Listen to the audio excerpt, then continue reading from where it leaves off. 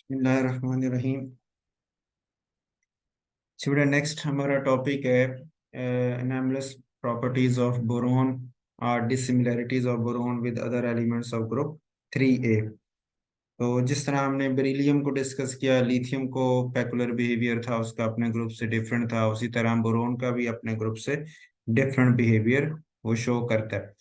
तो एक तो ये इसका पॉइंट हमारे पास है कि डिफरेंट प्रॉपर्टीज कौन कौन सी इसकी हैं जो वो शो कर रहा है, और दूसरे नंबर पे इसका डायगोनल रिलेशनशिप भी है अपने से अगले ग्रुप में जो कार्बन वाली फैमिली है उसके नीचे सिलिकॉन है, तो सिलिकॉन के साथ इसका कुछ डायगोनल रिलेशनशिप भी पाया जाता है। तो दोनों पॉइंट्स हम इसमें डिस्कस करते हैं। तो पहले अगर शॉर्ट क्वेश्चन हो कि बोरोन ये पेकुलर बिहेवियर क्यों शो करता है, तो इसकी रीजन बिल्कुल वही है जो हमने बेरिलियम या लिथियम के वाले से डिस्कस की थी कि स्मॉल साइज है, जिसकी वजह से हाई चार्ज डेंसिटी हो गई, और जिसकी वजह से उसकी पोलराइजेबिलिटी जो है वो कम होगी या पोलराइजिंग पावर ज़्यादा होगी, जिसकी वजह से वो कोवलेंट जो है ना आयनाइजेशन एनर्जी भी उसकी ज़्यादा है, इलेक्ट्रॉन अफिनिटी भी उसकी, इलेक्ट्रोनेगेटिविटी भी उसकी ज़्यादा है। तो ये सारे फैक्टर्स की वजह से वो अपने ग्रुप से ज़रा डिफरेंट प्रॉपर्टीज शो कर जाता है।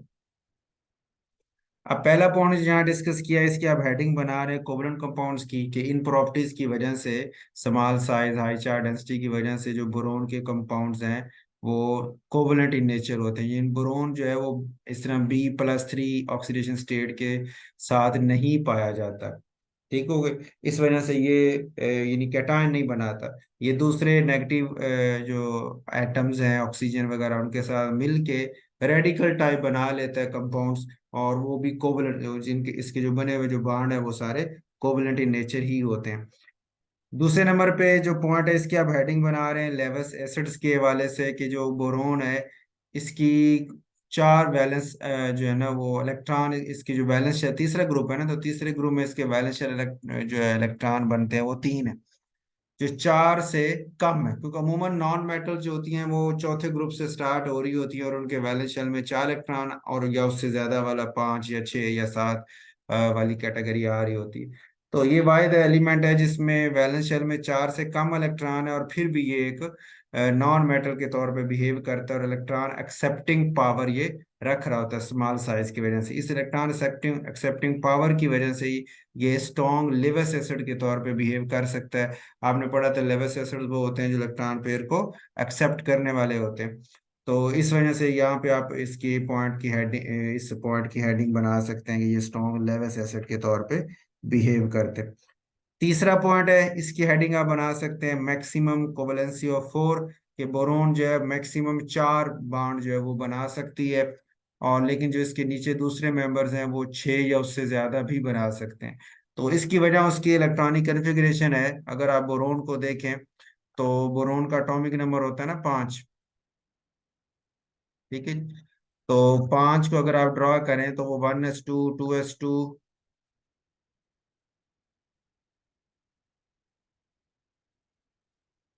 ठीक है, उसके बाद 2px में 1 आ जाएगा। तो ये टोटल 5 इसके बनते हैं। अच्छा, अब इसका वैलेंस शेल है दूसरा। अब इसके अंदर है ये, अगर मैक्सिमम इलेक्ट्रॉन लेके जाए तो ये जो 2 वाला है, एक इलेक्ट्रॉन जो है यहाँ से उठा के अनपेड करता है बोरोन, तो 2p पे चला जाता है, ठीक हो गया। वह एक इलेक्ट्रॉन 2s से वहां शिफ्ट कर सकता है। तो शिफ्टिंग की वजह से इसके पास इस वक्त तो एक अनपेड है, एक शिफ्टिंग और हो जाएगी तो 3 अनपेड हो जाएंगे। तो 3 बाड ये बना सकता है, कोवलेंट बॉन्ड जो है। चौथा बनाना हो तो इसके पास एक खाली ऑर्बिटल भी पड़ा हुआ है, तो जिसकी वजह से कोई और एटम आके यहाँ पे कोऑर्डिनेट कोवलेंट बॉन्ड के थ्रू अटैच होके 4 बॉन्ड तक बोरोन यानी जा सकता है, कि इसके वैलेंस शेल में 4 ऑर्बिटल अवेलेबल हैं, 2s 2px 2py और 2pz, 4 की वजह से 4 बॉन्ड तक ये जा सकता है। लेकिन जो दूसरे नीचे मेंबर है वो चूंकि हायर वैलेंस शेल रख रहे होते हैं, तो उसमें फिर वो उनके जो ऑर्बिटल आपके पड़ते हैं वो इससे भी ऊपर निकल जाते हैं। मतलब तीसरा शेल है फॉर एग्जांपल, इससे नीचे एल्यूमिनियम ले लें तो तीसरे शेल में चला जाता है। तीसरे शेल का मतलब ये है कि उसका वैलेंस शेल 3 है, मतलब 1s2 होगा, फिर 2s2 होगा, ठीक होगा, और फिर 2p6 हो चुका होगा, फिर 3s की बारी है, तो उसका ये भी सिर्फ मैं वैलेंस शेल ड्रा कर रहा हूँ। तो वैलेंस शेल उसका तीसरा शेल है, तो 3 में 3s भी है, 3p भी है, उसमें आपको पता है 3 जो है वो वाई और 3 पी जेड भी है। उसके बाद 3 डी के भी 5 मौजूद है ना, 3 डी।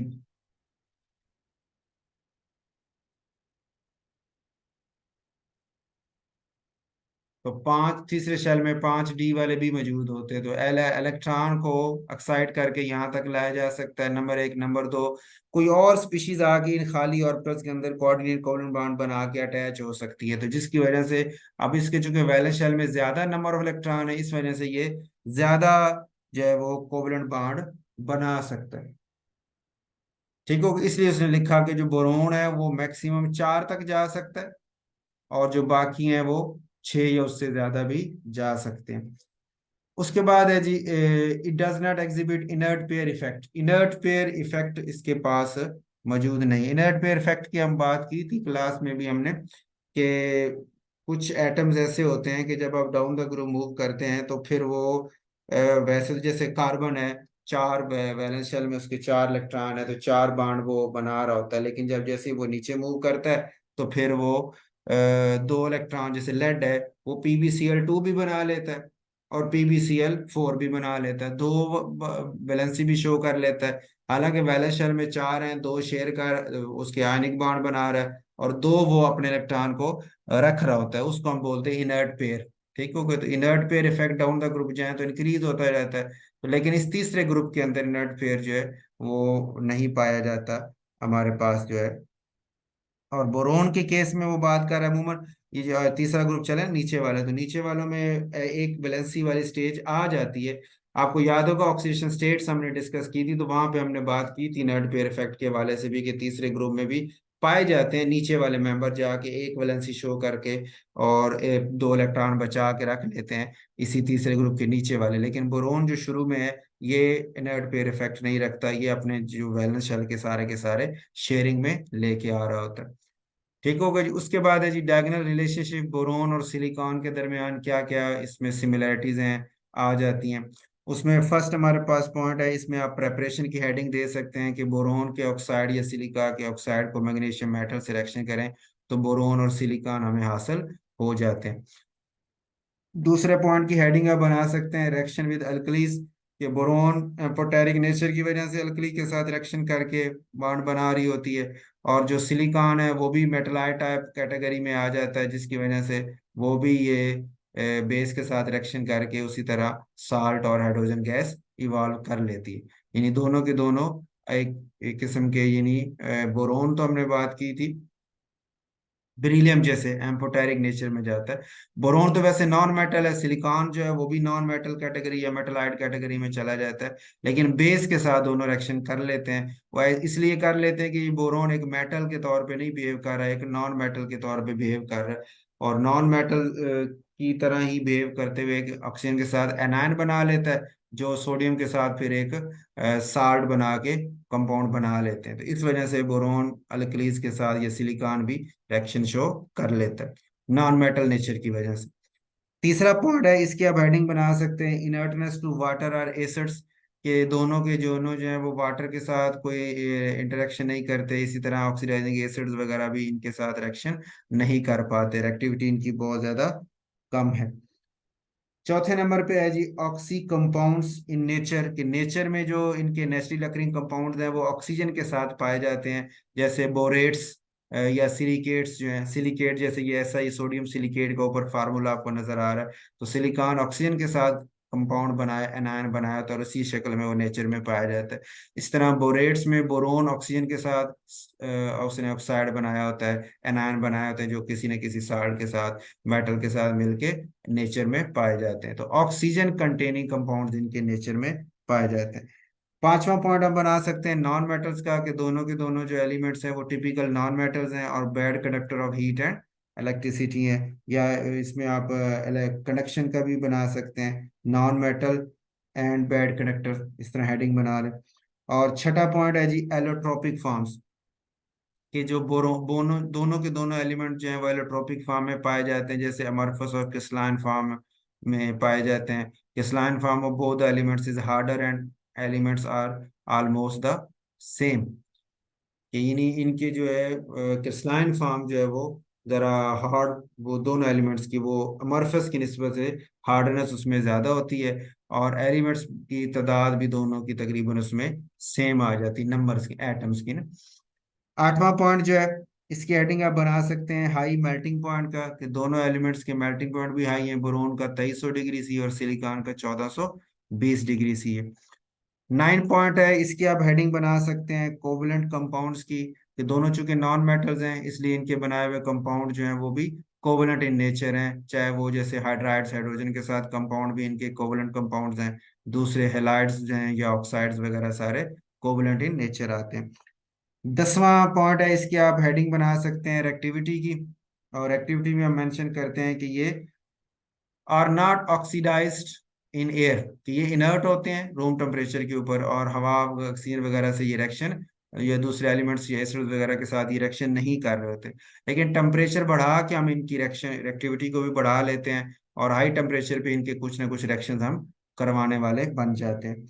11 पॉइंट की आप हेडिंग बना सकते हैं जी बोराइड्स एंड सिलिसाइड्स, यानी चूंकि ये नॉन मेटल्स हैं तो नॉन मेटल एनायन के तौर पे ये मेटल्स के साथ मिक्स हो जाते हैं, जैसे मैग्नीशियम के साथ मैग्नीशियम बोराइड है, और सिलिकॉन भी मिक्स होकर मैग्नीशियम सिलिसाइड के तौर पे कंपाउंड्स बना लेते हैं। 12वां पॉइंट की आप हेडिंग बना सकते हैं ऑक्साइड्स की, कि दोनों ऑक्सीजन के साथ रिएक्शन करते हैं वेरी वेरी हाई टेम्परेचर पे जाके, तो बोरोन ऑक्साइड और सिलिकॉन का ऑक्साइड बना देते हैं। ठीक हो? अच्छा, ये कंपाउंड में B2O3 है, बोरोन ऑक्साइड B2O3 होता है, ये B2O2, ये ऊपर सही लिखा हुआ है फार्मूला, ऊपर वर्डिंग में B2O3 लिखा है, वहां फार्मूला सही लिखा है, लेकिन यहाँ नीचे जो है ना वो गड़बड़ होगी, ये B2O2 नहीं B2O3 है, या आपने अपने नोट्स में इसको करेक्शन कर लेनी है। ठीक है, 3 करेंगे ना तो एटम बैलेंस हो जाए, 3 3 × 2 6 ऑक्सीजन है, यहाँ भी 3 होगा तो 3 × 2 6 ऑक्सीजन बैलेंस हो जाएगी। अच्छा, 13 पॉइंट है जी, इसमें इसकी हेडिंग आप बना सकते हैं क्लोराइड्स की, के बोरोन और सिलिकॉन जो है दोनों के जो ऑक्साइड्स हैं वो कार्बन और क्लोरीन, कार्बन की मौजूदगी में कह लें क्लोरीन से रिएक्शन करते हैं, तो बोरोन का हेलाइड बन जाता है, सिलिकॉन का भी हेलाइड बन जाता है, और इनके साथ जो ऑक्सीजन है वो कार्बन से मिलके कार्बन मोनोऑक्साइड में कन्वर्ट हो जाती है। ठीक है, तो इसका मतलब हम बोरोन के हैलाइड्स बना सकते हैं अगर हम उनको क्लोरीन के साथ हीट करें in the presence of carbon.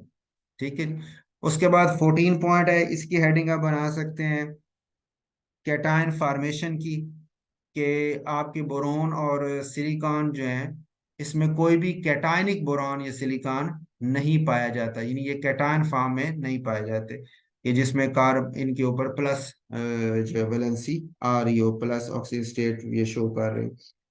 15 वाला कंपाउंड है जी इसकी हेडिंग आप बना सकते हैं 15 पॉइंट की हाइड्राइड्स की, कि बोरोन और सिलिकॉन दोनों हाइड्रोजन से मिलकर हाइड्राइड्स बनाते हैं, बोरोन के हाइड्राइड को हम बोरेन्स का नाम देते हैं और सिलिकॉन के हाइड्राइड्स को हम सिलेन्स का नाम देते हैं। जिस तरह बोरोन के हाइड्राइड भी पॉलीमर है, B2H6 है, और इस तरह हायर भी है, इस तरह सिलेन्स भी मोनोसिलेन डाइसिलेन वो भी हायर लेवल तक पाए जाते हैं।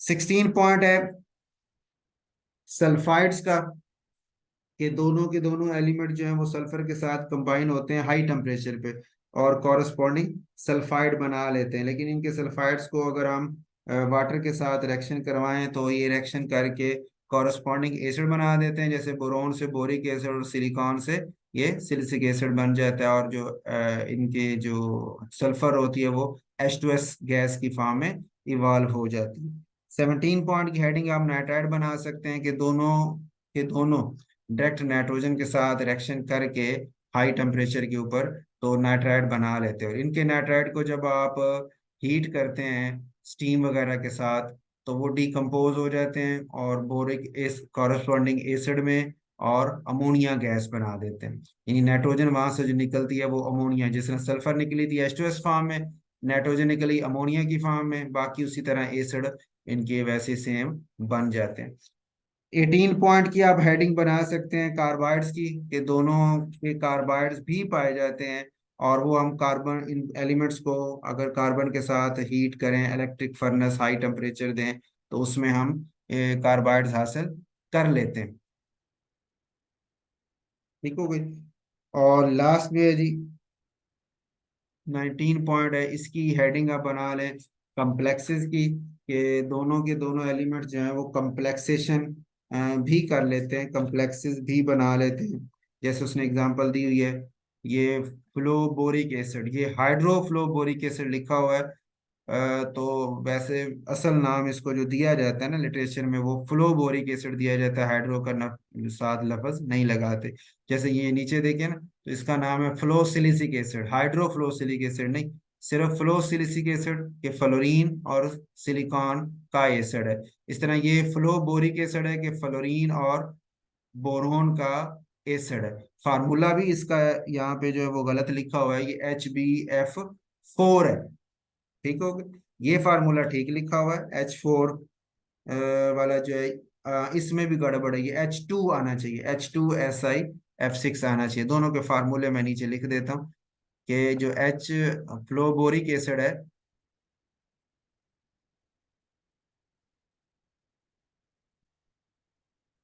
फ्लोबोरिक एसिड जो है इसका फार्मूला बनता है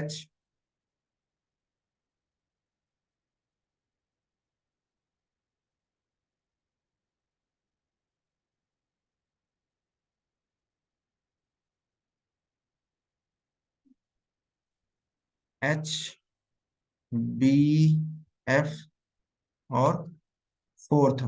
अच्छा, FbF4 में देखें तो असल में था ऐसे, H+ था और BF4 माइनस है, माइनस उसके ऊपर उसका गया पड़ा है चार्ज, ठीक है जी, और प्लस इसके ऊपर H+। तो असल तो था H+ और BF4 माइनस ना, कैटायन ये है और एनायन ये, जो कम्प्लेक्स फॉर्म में बना पड़ा ना BF4, जो उसने पीछे बात की थी कि बोरोन जो है 4 बाड तक बना सकता है, तो ऐसे ही बना। एक तो BF3 होता है ना, यहाँ पे बोरोन में देखें ना, हमने बात की थी कि यहाँ से एक वैलेंस शेल से एक इलेक्ट्रॉन चला जाए और आके इधर शिफ्ट हम कर दें 2p के अंदर, तो ये 3 अनपेड है, तो 3 फ्लोरीन आके जुड़ जाएंगे तो BF3 बन जाएगा। लेकिन जो चौथी फ्लोरीन आएगी ना F- की शक्ल में, वो इसके साथ खाली ऑर्बिटल में आके कोऑर्डिनेट कोवलेंट बॉन्ड बना लेगी, तो 4 बॉन्ड हो जाएंगे इसके, तो BF4- बन जाएगा और H+ जो है वो साथ उसके मौजूद हो गया। तो इसका नाम है फ्लो बोरिक एसिड। और दूसरा आपका नाम है फ्लो सिलिसिक एसिड। ठीक है, उसका फार्मूला भी थोड़ा गड़बड़ है उसमें, कि फार्मूला असल में दिया हुआ है H6 लिखा है ना, हालांकि वो H2 है। ठीक है, H2SiF6, ये उसका फार्मूला ये बनता है। और अगर आयंस की शक्ल दें तो इसको भी आप आयंस की फॉर्म में लिखें तो इस तरह लिख सकते हैं कि 2H+ है, ठीक है, और उसके बाद ब्रैकेट के अंदर है SiF6 और उसके बाद माइनस।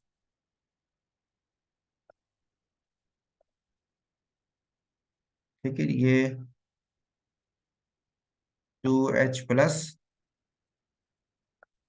और SI ऊपर ये चार्ज पावर माइनस, तो ये असल में इस तरह वो एसिड बना हुआ है। तो H2SiF6 होना चाहिए। ये फार्मूला भी आपने यहाँ पे करेक्शन कर लेनी है दोनों जगहों पे।